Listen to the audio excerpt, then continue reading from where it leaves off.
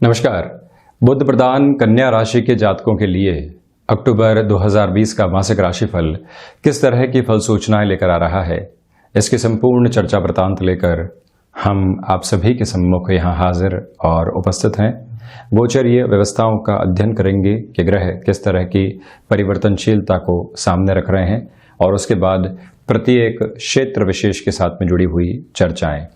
चंद्रमा प्रतीकात्मक तौर पर यहाँ राशि स्थान में ही विराजित करके दिखाए गए हैं। मासिक राशिफल में इनकी स्थितियों को परिवर्तित करके दिखाना संभव नहीं। तो वहीं द्वादश भाव के अधिपति सूर्यदेव 17 अक्टूबर तक कन्या राशि स्थान में ही गमन करेंगे। उसके बाद नीचस्थ स्थितियों में आ चुके होंगे। द्वितीय भाव में बुध पूरे ही महीने तुला राशि में ही चलायमान रहेंगे।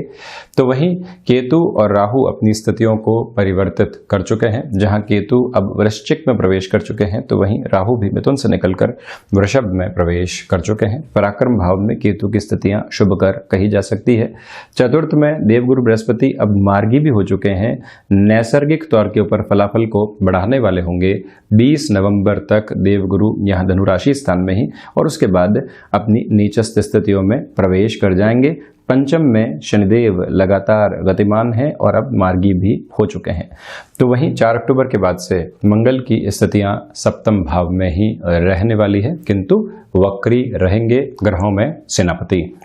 राहु के बारे में हमने चर्चा की, तो वहीं लक्षाधिपति योग बना हुआ है। इसका अर्थ यह है कि धनागमन रहेगा और खर्चे भी उसी स्तर के ऊपर बने रहेंगे। जब द्वादश की मैं चर्चा करूंगा तो वृहद विश्लेषण यहाँ का लूंगा। प्रथम भाव की अगर मैं चर्चा करता हूं तो आप देखिए कि सूर्य देव की जो नैसर्गिक स्थितियां हैं कन्या राशि स्थान में 1 अक्टूबर से लेकर 10 अक्टूबर तक आपके लिए कॉन्फिडेंस को लेकर आने वाली होगी। जिस भी कार्य क्षेत्र के अंदर आप कॉन्फिडेंस की कमी महसूस कर रहे थे, निर्णय अनिर्णय महसूस कर रहे थे, वहां सुधार रहेगा। किसी भी इंटरव्यू की तरफ आप जाने वाले हैं, आत्मविश्वास की कमी बनी हुई थी। ये जो शुरुआती 10 दिन हैं आपके लिए बहुत बेहतर स्थितियों का निर्माण करेंगे और वहीं लोगों में जो विश्वास अपने कार्य के जरिए स्थापित करना होता है, वहां पर भी संभावनाएं बहुत ज्यादा बेहतर बनी हुई है। इसी समय व्यापारिक स्तर के ऊपर भी आप लोगों के साथ में जो जुड़ाव रखना चाहते हैं, किसी भी डिसाइसिव मीटिंग की तरफ जाना चाहते हैं, डील में थोड़ा सा कॉम्प्रोमाइज करके लॉन्गर टर्म का बेनिफिट सोच रहे हैं, शुरुआती स्तर पर ऐसे सारे ही निर्णय लिए जा सकते हैं। मैं इन 10 दिनों की बात इस वजह से कर रहा हूं कि उसके बाद में सूर्यदेव नीचा भी राशि हो जाएंगे और उसके बाद में नीचस्थ स्थितियों में 17 अक्टूबर के बाद से प्रवेश कर जाएंगे। वो समय आपके लिए आत्मविश्वास में कमी लेकर आएगा। मानसिक स्थितियों के अंदर थोड़ा सा घर्षण आ सकता है, ये जरूर आपको याद रखना चाहिए। तो वहीं दूसरे स्तर पर आप देखिएगा कि जो भी महानुभाव एग्जिस्टिंग बिजनेस में कुछ भी एक्सपांशन की तरफ जाना चाहते हैं, उनके लिए ये समय हितकर है, क्योंकि आपने बहुत पहले से उसके लिए वैचारिक मंथन लाने का कार्य किया है। तो वहां पर भी वृद्धि के संकेत आपके लिए रहेंगे।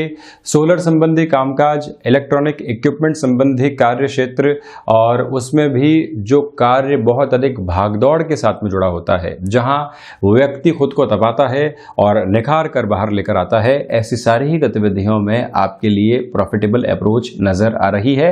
हालांकि राशि भाव के अधिपति यहां द्वितीय भाव में है। आत्मविश्वास जब जुबान में झलकने लगे, प्रत्येक शब्द के अंदर विश्वास बहुत अच्छे से स्थापित हो, अनुभव वहां अपने रिफ्लेक्शंस को रख रहा हो, तो व्यक्ति उस समय बहुत अच्छे से अपने लिए बेनिफिट उठा पाता है। सिचुएशनल अवेयरनेस के साथ में चल के खुद को चेंज भी करता चला जाता है। तो जो ये प्रथम भाव की स्थितियां हैं आपके लिए विश्वास की डगर को बहुत अच्छे से स्थापित कर रही है। व्यापारिक जीवन में भी निर्णय लेने में आपको सहजता रहेगी। मंगल 7वीं दृष्टि से सूर्य के स्तर को और ज्यादा एक तरह से सहयोग देने वाले हों, राशि भाव को भी सहयोग देने वाले हों, तो ग्रहों में सेनापति का जो ये लेवल है और जो ये दृष्टि निक्षेपण है आपके लिए अनुशासन को भी गिफ्टेड अप्रोच में लेकर आने वाला रहेगा। अब देखिए कि जो मंगल की चौथी दृष्टि है वो यहाँ दशम भाव में और ज्यादा तीव्रता दे रही है। आप लगातार कर्मशील रहेंगे, आलस्य व्याप्त नहीं होगा। तो वहीं वाणी संबंधित कामकाज में द्वितीय भाव की चर्चा कर लेता हूं। जो भी कम्युनिकेशन को रिलेट करते हुए वर्क हैं वहां आपको एक एक्स्ट्रा एज मिली हुई है। लगातार जद्दोजहद करने के बाद में एक महीना ऐसा आता है जो आपके लिए कई डील्स को फाइनलाइज करवाने वाला होता है। जिस व्यक्ति से आपने किसी भी तरीके के रेस्पॉन्स की उम्मीद नहीं की थी, रूखेपन के साथ में उत्तर मिलता था, वहीं से आपको समाचार मिलते हैं कि वो व्यक्ति विशेष आपसे जुड़ना चाहता है। ऐसी प्रवृत्तियां द्वितीय भाव के बुध आपके लिए स्थापित कर सकते हैं। धनागमन रहेगा। कमीशनिंग संबंधी कामकाज में वृद्धि के संकेत हैं। लेखकीय विधाओं के साथ में आपका जुड़ाव और हस्तक्षेप है, वहां पर भी बेनिफिट की अप्रोच बनी हुई है। किंतु कुटुंबी जनों के साथ में आप रिएक्टिव होने से बचिएगा। शब्द का अर्थ स्पष्ट रहे, ये आपको गौर करने की आवश्यकताएं यहां पर रहने वाली होगी। तो वहीं अज्ञात भय आपकी चेतनाओं के भीतर आ जाते हैं। जो भय दूर दूर तक भी आपकी एक तरह से हृदय में नहीं था, किंतु वो एकदम औचक रूप से सामने आता है और आप उस पर मंथन करने लगते हैं। वो डिस्टर्बेंसेस अब आपको थोड़ा सा विचलित करने वाले हो सकते हैं, ध्यान देने की रिक्वायरमेंट है।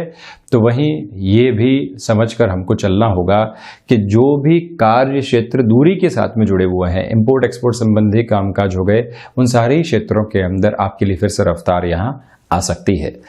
थर्ड हाउस की मैं चर्चा करता हूं तो आप देखिए कि लंबे समय से कोई भी प्रमोशन आपकी अटकी हुई थी, कहीं से ग्रोथ के प्रोस्पेक्ट निकल कर नहीं आ पा रहे थे, आप मन में इतनी सहजता को लेकर नहीं चल पा रहे थे, ये समय अंतराल वहां आपको वृद्धि दे सकता है। भाग्य का सहयोग कम है, किंतु आपके लिए औचक रूप से जो निर्णय सामने आते हैं वो पूरे तरीके से सार्थक रहेंगे। भाग्य एकदम इंस्टेंट बेस पर सहयोग देता है, किंतु कर्म जो लंबे समय से आपके सामने है और साथ में है, वो वृद्धि के संकेत यहां रखने वाला रहेगा। ये स्पष्ट है क्योंकि केतु कई बार ऐसे तीव्रगामी प्रभाव देने वाले हो जाते हैं। महत्वाकांक्षाओं में यहां वृद्धि हो सकती है, किंतु निर्णायक मौकों के ऊपर आकर किसी भी कामकाज में अपनी इग्नोरेंस को लेकर आना कतई सही नहीं है। इस बात को भी आप ध्यान रखिएगा। छोटी छोटी यात्राओं में बेनिफिट कम है। जब भी किसी यात्रा की और ऐसे स्तर पर जाने वाले हों, हम उस व्यक्ति विशेष से पहले चर्चा कर चुके हों कि हम पहुंच रहे हैं, क्या आप वहां मौजूद हैं या नहीं, और एक बार ये भी संदेश मिल जाता है कि वहां जाना सार्थक है भी या नहीं। ये सब कुछ क्लैरिटी अपने साथ में लेकर चलें। भाइयों और मित्रों का सहयोग रहेगा, किंतु आप संदेह के घेरों से आजाद रहें। वहीं चतुर्थ भाव में जो ये हंस योग बना हुआ है, सर्वप्रथम आप देखें कि बैंकिंग इंडस्ट्री के साथ में अगर आपका जुड़ाव है तो यहां संकेत बहुत स्पष्ट हैं। बृहस्पति और बुध दोनों वैसे शत्रुवत स्थितियों में रहते हैं, किंतु 3-11 का संबंध है और ऐसी इंडस्ट्री के अंदर ये दोनों ही ग्रह प्रमुखता के साथ में अपने रोल को प्ले करने वाले हो जाते हैं। वहां आपके लिए एक एक्स्ट्रा एज बनी रहेगी। सर्विस इंडस्ट्री संबंधी कामकाज में भी आपके लिए बेटर प्रोस्पेक्ट्स निकल कर आ रहे हैं और रुकावट और थकावट दूर दूर तक भी नहीं है। भूमि संबंधित जो कामकाज लंबे समय से अटके हुए थे, हम उस रुपए पैसे के द्वारा किसी की मदद भी करना चाह रहे थे, खुद को भी संबल देना चाह रहे थे। मदद का मैंने इस वजह से कहा कि बृहस्पति 9वीं दृष्टि से द्वादश को देखने वाले हैं, सामाजिक सरोकारों के अंदर व्यक्ति को वृद्धि देने वाले हो जाते हैं। वो स्तर भी बना रहेगा। माता स्थान के साथ जुड़ाव बन सकता है। आप कहीं पर लंबे समय से अपनी स्थितियों को लेकर चल रहे हैं, किंतु मन में एक उहापोह है कि मैं अपने घर के आसपास जाना चाहता हूं। यहां संभावित तौर के ऊपर आपके द्वारा किए गए प्रयास विश्वास में परिवर्तित होकर परिणामों में सार्थकता लेकर आ सकते हैं, क्योंकि देवगुरु बृहस्पति कर्म भाव को देख रहे हैं, मंगल कर्म भाव को देख रहे हैं। कर्म भाव के अधिपति स्वयं धन भाव के भीतर रहेंगे। धनागमन में वृद्धि के साथ में स्थान परिवर्तन आना और स्थान परिवर्तन के साथ ही साथ में खुद के लिए एक कंफर्ट जोन भी एस्टेब्लिश होना। देवगुरु बृहस्पति की सबसे बड़ी जो यहां स्पेसिफिक क्लैरिटी आती है हंस योग के साथ में कि आपको मानसिक स्तर के ऊपर सुख प्राप्त होते हैं, और मानसिक स्तर पर सुख उसी समय प्राप्त हो पाते हैं जब व्यक्ति निर्णायक स्तर के ऊपर अपनी पोजीशंस को एस्टेब्लिश करता चला जाए। एग्रीकल्चर संबंधी कार्य क्षेत्र में भी आपके लिए वृद्धि के गतिमान रहेंगे। पंचम भाव में शनिदेव मार्गी होकर चल रहे हैं, तो इसी वजह से इस समय में अगर आप भाषाविद संबंधी किसी भी कार्य के साथ में जुड़ाव रखते हैं, बेटरमेंट रहेगा। और वहीं पर यह भी आप नोट करके चलिएगा कि शेयर मार्केट में बहुत पहले आपने निवेश किए थे, अब आप उन्हें फिर से संभाल रहे हैं, एक रोटेशन लेकर आना चाह रहे हैं, वहां पर भी बेटर प्रोस्पेक्ट एस्टेब्लिश हैं, संतान पक्ष के साथ में कम्युनिकेशन गैप निकलकर आने वाला नहीं हो, उनको अभी व्यापार से दूर रखा जाए, शिक्षा की ओर प्रोत्साहित किया जाए। जिन भी महिलाओं ने एक तरह से फैमिली वे का रास्ता अपना रखा है, यात्राएं आपके लिए टालना ही बेहतर रहेगा। मेरा निवेदन है कि 17 अक्टूबर से लेकर 31 अक्टूबर तक ऐसी यात्राओं को टाला जाए तो ही आपके लिए बेहतर है, किंतु स्थायित्व संबंधी लाभ मिलते चले जाएंगे। किसी भी ऐसे कामकाज के साथ में आप जुड़े हुए हैं जहां लॉन्गर टर्म के ऊपर बेनिफिट मिलते हैं, वहां आपके लिए वृद्धि के संकेत रहेंगे। तो वहीं षष्ठेश जो शनिदेव हैं वो यहां स्वयं से द्वादश होकर पंचम में है, इसी वजह से वात संबंधी रोग आपको परेशान करने वाले हो सकते हैं। सावधान रहने की आवश्यकताएं हैं। बृहस्पति भी 5वीं दृष्टि से अष्टम भाव को देख रहे हैं, अष्टमेश भी सप्तम भाव में है। तो वहीं जो शनिदेव की स्थितियां और जो ये क्यूमुलेटिव अप्रोच बन रही है, इसके आधार पर मैं आपसे ये निवेदन करूंगा कि अपने खान पान के ऊपर बहुत ज़्यादा नियंत्रण रखिएगा। प्रॉपर मेडिकेशंस के साथ में चलने का प्रयास भी यहाँ करना चाहिए। शत्रु जो परेशान कर रहे थे, आपके ज्ञान के बलबूते, आपके नॉलेज को एक्सप्लोर करने के बूते, अब उनको साइडलाइन करते चले जाएंगे। ये भी एक स्पेसिफिक क्लैरिटी। तो वहीं पर जो ऋण संबंधी स्थितियां परेशान कर रही थी, वो यहाँ पर 17 अक्टूबर के बाद से आपको रिलीफ दे सकती है। उसके पहले मैं समय में इतनी सार्थकताएं नहीं मानता हूं, किंतु अज्ञात भय के साथ आपको ग्रसित नहीं होना चाहिए। तो वहीं सप्तम भाव में वक्री होकर मंगल 26-27 दिनों के लिए जब चलायमान हो, तो हमको गृहस्थ जीवन में बहुत ज़्यादा सावधानी रखकर चलना चाहिए। गृहस्थ जीवन के अंदर संशय नहीं पनप पाए, छोटी सी बात को लेकर क्लैशेस उत्पन्न हुए और वो इतने बढ़ते चले गए कि एक विकराल रूप उस समस्या ने ले लिया। जितना उसका स्तर नहीं था, हमने एक तरह से उसको खींच तान कर बहुत बड़ा कर दिया। उससे आपको बचना होगा। तो साथ ही साथ में अगर आप व्यापारिक क्षेत्र के अंदर किसी भी तकनीक संबंधी विषयक के साथ में जुड़े हुए हैं, यहाँ बेटर प्रोस्पेक्ट्स आपके लिए एस्टेब्लिश रहने वाले रहेंगे। व्यापार में आप आना चाहते हैं, नौकरी कर रहे थे, तकनीक संबंधी कार्य है, यांत्रिक विद्या संबंधी कार्य क्षेत्र है, इंफॉर्मेशन टेक्नोलॉजी आप समझ लीजिए, वहाँ आपके लिए चेंजेस बहुत ज़्यादा अच्छे। तो ये भी याद रखना चाहिए कि गृहस्थ के साथ में कोई भी कामकाज कर रहे थे, उनकी हम बहुत अच्छे से सुनने वाले रहें। इसी वजह से आत्मविश्वास में भी आपकी वृद्धि होगी। उनके द्वारा दिए गए संकेत आपको पॉजिटिव करने वाले होंगे। व्यापारिक साझेदारियों के अंदर आपको किसी भी तरीके से निर्णय अनिर्णय के साथ में नहीं चलना चाहिए। बिल्कुल स्पष्ट तौर के ऊपर चलें, क्योंकि मंगल सप्तम के साथ में है। ये डिप्लोमेसी को बिल्कुल भी जगह नहीं देते। वाणी में भी वैसी डिप्लोमेसी एस्टेब्लिश नहीं हो पाएगी मंगल की 8वीं दृष्टि की वजह से। वहीं भाग्येश भी आप देखें कि स्वयं से द्वादश होकर सप्तम भाव में चलायमान है। इसी वजह से रिसर्च और एनालिसिस संबंधी कामकाज में आपको डिस्ट्रैक्शंस मिल सकते हैं। विदेश संबंधी जो कार्य तीव्रता पकड़ रहे थे, वहां आपकी छोटी सी चूक परेशान करने वाली हो सकती है। यह भी आप ध्यान रखिएगा। आकस्मिक धन लाभ प्राप्त हुआ, किंतु उसको निवेश की तरफ हम कैसे लेकर जा रहे हैं, वहां पर भी सावधानी बरतनी होगी, क्योंकि पंचम, अष्टम और एकादश ये तीनों ही स्थितियां उस लेवल के ऊपर पोजीशंस को एस्टेब्लिश करने वाली हो जाती हैं। ये भी समझना है कि हमारे भीतर का कोई भी हुनर है और अब लग रहा है कि उसको एक्सप्लोर करने की रिक्वायरमेंट है, वहां बिल्कुल भी आपको हिचकिचाना नहीं चाहिए। अपनी रफ्तार के साथ में आप बढ़ते चले जाएं। तो वहीं भाग्य भाव की अगर मैं चर्चा करता हूं, तो राहु भाग्य भाव के भीतर अंतर चेतनाओं को प्रभावित करते हैं। भाग्य ने लंबे समय तक सहयोग दिया, कार्य बनते चले गए, कई बार छोटी मोटी गफलतें भी आई, किंतु आपके लिए स्पष्टता रही। राहु भाग्य के साथ में आपको भ्रम दे सकते हैं, और जब भी वहम मन में हो तो व्यक्ति अपनी डगर से डगमगाने का काम करता है, उससे आप बचिएगा। तो वहीं जो आध्यात्मिकता के ऊपर भौतिकता होती है, वो आपके लिए हावी रह सकती है।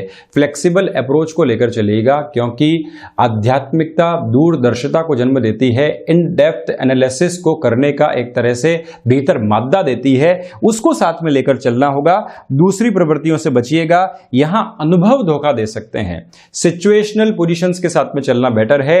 हायर एजुकेशन में आप चल रहे थे, अब लगने लगा है कि स्टार्टअप की तरफ चले जाते हैं, घर परिवार के व्यापार की ओर चले जाते हैं, फिर से नेटिव प्लेस की ओर जाकर किसी कामकाज की शुरुआत करते हैं। शून्य से लेकर 99 तक का सफर तय करने के बाद फिर से शून्य के ऊपर आकर शुरुआत करना कतई समझदारी नहीं है। इस बात को अपने भीतर समाहित करके रखना चाहिए कि जिस भाग्य कर्म के बलबूते आपने अपने पराक्रम को बढ़ाया है, शिक्षा के अंदर एक नई गति को स्थापित किया है, अब वहां से डिस्ट्रक्शन की ओर जाना व्यक्ति के लिए दुविधाजनक सिद्ध होता है। इसी वजह से आप अगले 1 से 1.5 महीने थोड़ा सा धैर्य के साथ में चलिएगा। जिस हायर एजुकेशन के साथ आप चल रहे हैं उसको कतई छोड़ने का कार्य नहीं करें, मेरा करबद्ध होकर आपसे निवेदन है। तो वहीं दशम भाव के अधिपति यानी कर्म के अधिपति धन भाव में है, लिक्विडिटी क्या उसके अंदर है, आपका कर्म लिक्विडिटी को जनरेट करने वाला होगा। द्वादश के शुक्र, द्वितीय भाव के बुध, कर्म के अधिपति बुध का द्वितीय भाव के भीतर होना, ये सारी ही प्रवृत्तियां स्पष्ट तौर पर ये इंगित करती है कि आपके लिए यहां कर्म, इच्छा शक्ति, आजीविका, पिता के साथ में जुड़ा हुआ कर्म और उसके साथ ही साथ प्रबंधन की श्रेष्ठताएं, जब भी व्यक्ति को कर्म से लाभ मिल रहा हो तो उसकी इच्छा शक्ति का बढ़ना आवश्यक है। मंगल उस इच्छा शक्ति को बढ़ा रहे हैं। जब व्यक्ति को कर्म से धन लाभ मिल रहा हो तो व्यक्ति के भीतर के प्रबंधन का और ज्यादा उजागर होना आवश्यक है, क्योंकि वहीं से वो और ज्यादा सिस्टमेटिक अप्रोच के अंदर सारी पोजीशंस को निखार पाता है। ये भी एक प्रवृत्ति वर्किंग एक्सपर्टीज से आपको धोखा नहीं मिलेगा, वो बढ़ती चली जाएगी, क्योंकि बृहस्पति भी दशम भाव के ऊपर अपना दृष्टि निक्षेपण रख रहे हैं। ये भी एक बहुत ताकतवर स्थिति आपके लिए बनी हुई है। किसी भी चेंज की ओर जाना चाहते हैं तो 1 से 10 अक्टूबर के मध्य का समय हितकर कहा जा सकता है। तो वहीं एकादश भाव की अगर स्थितियों की मैं चर्चा करूं, शनिदेव सर्वांगीण लाभ को आपके लिए बढ़ाने वाले हैं। लिक्विड संबंधी किसी भी कामकाज के साथ में आपका जुड़ाव और हस्तक्षेप रहा है तो वहां पर भी वृद्धि के स्पष्ट संकेत आपके लिए मिले रहेंगे। कहीं पर भी रुकावट और थकावट की आवश्यकताएं नहीं है। द्वादश भाव में शुक्र गमन करने वाले हैं, इसी वजह से आप प्रथम तह पाएंगे कि खर्चे बढ़ सकते हैं, किंतु बृहस्पति 9वीं दृष्टि से जब भी देखने वाले होते हैं उन खर्चों को सामाजिक सरोकारों के साथ में, पारिवारिक स्तर के साथ इन्वेस्टमेंट की शक्ल में जोड़ने वाले हो जाते हैं। इसी वजह से रिलीफ रहेगी, किंतु स्वास्थ्य में थोड़े से खर्चे आपके लिए बढ़ सकते हैं। जब भी व्यक्ति स्वास्थ्य लाभ के लिए खर्चे बढ़ाता है तो वो चिंता का विषय नहीं है। जब स्वास्थ्य में हानि हो और खर्चे उस समय बढ़े, वो चिंता का विषय है। इसको समझने की आवश्यकता रहेंगी। चमक दमक संबंधी कामकाज के साथ आपका विदेश में जुड़ाव है, वहां पर भी वृद्धि। तो आप इस बात को भी स्पष्ट तौर पर स्मृतियों में रखिएगा कि क्रिएटिव फील्ड में अगर आप जुड़ाव रखने वाले होते हैं, ये समय आपके लिए वृद्धि के बेहतर संकेत लेकर आने वाला रहेगा। कहीं पर भी रुकने थकने की गुंजाइशें नहीं है आपके लिए, ये भी स्पष्टता यहां बनी हुई है। तो ये था कन्या राशि के जातकों के लिए अक्टूबर महीने का मासिक राशिफल। हम ऐसी ही चर्चाओं के साथ निरंतर हाजिर होते रहेंगे। धन्यवाद और कोटिशः आभार।